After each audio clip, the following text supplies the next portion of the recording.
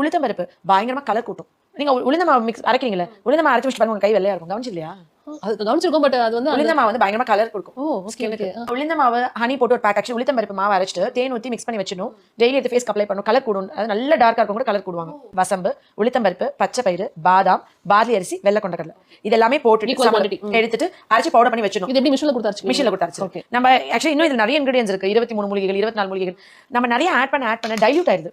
Dilute ஆனா அவ்வளவு effect இருக்குது இல்ல. இது வந்து நான் ஒரு ஸ்பூன் எடுத்துக்கிறேன். உங்க குழந்தைங்க ஹாஸ்டல் இருக்காங்க, இப்போ சப்போஸ் காலேஜ் போயிட்டாங்க, ஒழுங்கா ஸ்கின் கேர் பண்ண மாட்டேங்கிறாங்க, அங்க நீங்க வீட்ல இருந்து நம்ம ஏதோ ஒன்று பண்ணிடுவோம், ஜூஸ் கொடுப்போம், ஒரு பேக் கொடுப்போம். நம்ம எதுவுமே பண்றது இல்லைன்னும் போது இது அரைச்சு அம்மா கொடுத்துட்டா போதும். இப்போ வீட்டில் இருக்கனா பச்சை பால் இதை மிக்ஸ் பண்ணிட்டு ஃபேஸ்ல அப்ளை பண்ணி வச்சுட்டு ஒரு 10 மினிட்ஸ் கழிச்சு வாஷ் பண்ணிடலாம். நம்ம வந்து ரொம்ப ஷைனிங் வேணும், க்ளோ வேணும் அப்படின்னு நினைக்கிறோம்னா நம்ம வந்து இதுல பச்சை பால் திருப்பி கொஞ்சம் வச்சுட்டு இது ஃபேஸ் அப்ளை பண்ணி காஞ்ச அப்புறம் மில்க் தொட்டு டி மசாஜ் பண்ணிக்கிட்டே இருக்கணும்.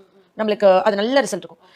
வீட்டில் இருக்காங்க ஹவுஸ் ஒய்ஃப்ஸா, நான் வந்துட்டு இயற்கையா ஆனால் ரொம்ப அழகா இருக்கும். ஏன்னா இதுலயும் பாதாம் இருக்கு. ஸோ பாதாம் வந்து நல்லா நம்மளோட ஸ்கின் இது பண்ணும். இது எப்படின்னா மொத்தமா குளியல் பொடி மாதிரி உடம்பு ஃபுல்லாம தேய்ச்சி குளிச்சுக்கலாம்.